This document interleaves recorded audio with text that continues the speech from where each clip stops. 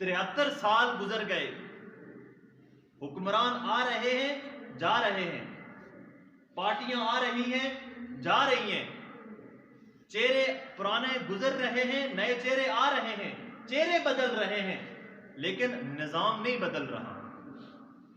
निजाम ऐसा ही वैसा है, उसके अंदर कोई तब्दीली नहीं आ रही। तो इसकी वजह यह है कि हमारी अल्लाह के साथ सुलह मजबूत नहीं है, हमारा अल्लाह के साथ ताल्लुक वो मजबूत नहीं है। इस बिना पर अल्लाह ने हम पर ये दो खौफ मुसल्लत किए, एक भूख का अजाब और एक बदअमनी का अजाब, ये आज मुसल्लत कर दिए लोगों पर।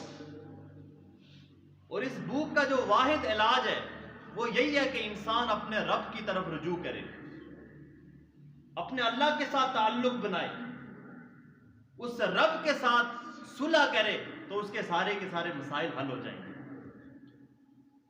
और सुलह का मतलब ये नहीं कि एक शख्स मस्जिद में गया, वुजू किया और 2 रकत नफल पढ़ के रो धोकर अल्लाह से माफी मांगी, और फिर माफी मांगने के बाद मस्जिद से बाहर निकला, बाहर निकलने के बाद वो बदनजरी शुरू कर देता है, झूठ बोलना शुरू कर देता है, वो मिलावट करना शुरू कर देता है, सूद खाना शुरू कर देता है, रिश्वत लेना शुरू कर देता है, वो अपने शादी ब्याह के मौका पर गैरों की रस्मों को अपनाता है, वो मैयत गम के मौका पर खिलाफ शरा काम करता है, दूसरे मुसलमान के बारे में दिल में हसद रखता है, बुग़्ज़ रखता है, कीना रखता है, हर वो काम करता है कि जो शरीयत के खिलाफ है।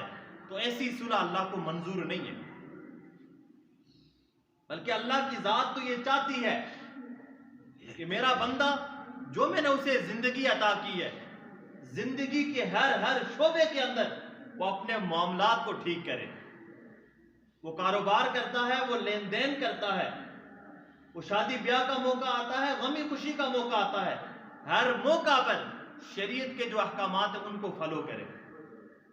जब 24 घंटे की जिंदगी उसकी शरीयत के मुताबिक हो जाएगी, तो अल्लाह फरमाते हैं कि फिर ये सुलह मेरे यहां काबिल कदर मानी जाएगी, कि पुराने गुनाहों पर नादिम हो और आगे कभी जिंदगी में गुनाह ना करने का इरादा हो, इसे असल सुलह कहा जाता है, इसे असल तौबा कहा जाता है, जो अल्लाह के यहां काबिल कबूल है।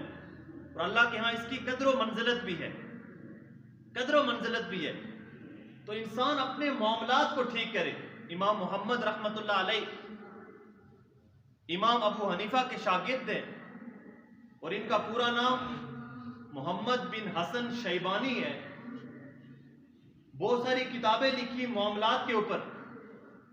तो किसी ने पूछा, हजरत आपने बहुत सारी किताबें लिखी मामलात के ऊपर, लेकिन तसव्वुफ के ऊपर कोई किताब नहीं लिखी। तसव्वुफ कहा जाता है पीरी मुरीदी को, तसव्वुफ कहा जाता है जिक्र को, खानका को, मुराकबे को, इसको तसव्वुफ कहा जाता है। तो किसी ने पूछा कि आपने मामलात के ऊपर तो किताबें लिखी हैं, लेकिन तसव्वुफ के ऊपर कोई किताब नहीं लिखी। तो इमाम मोहम्मद रहमतुल्लाह अलैह ने जवाब दिया, अरे भाई, वो जो मामलात है वो तो सारा का सारा तसव्वुफ ही है, वो मामलात तो सारा तसव्वुफ है। एक शख्स 5 वक्त का नमाजी है, लेकिन मामलात के अंदर डंडी मार रहा है, अल्लाह के यहां उसकी नमाजों की कोई कदर को मंजिलत नहीं है। एक शख्स पूरा साल कुरान की तिलावत करता है, लेकिन दूसरे के हुकूक के ऊपर डाका भी डालता है, अल्लाह के यहां उसकी तिलावत कोई काबिल मंजूर नहीं है। इसका मतलब यह हुआ कि इंसान अपने मामलात को ठीक करे। इस्लाम के अंदर 75% वो मामलात है और 25% वो इबादात है। आज हमने इबादात को बड़ी तरजीह दी, नमाज को तरजीह दी, रोजे को तरजीह दी, सदका और खैरात को तरजीह दी, लेकिन अपने मामलात को ठीक नहीं किया। जब तक मामलात ठीक नहीं होंगी, उसकी अल्लाह के साथ कामिल सुलह नहीं हो सकती। तो महंगाई का, भूख का जो इलाज है, वो फरमाया कि अल्लाह के साथ ताल्लुक है। इंसान जब अपने मामलात को ठीक करता है, अल्लाह के साथ ताल्लुक बनाता है, तो अल्लाह रब्बुल इज्जत उसकी सारी की सारी जिंदगी के अंदर सुकून पैदा कर देते हैं, वो बदअमनी से महफूज हो जाता है। ये एक इलाज है।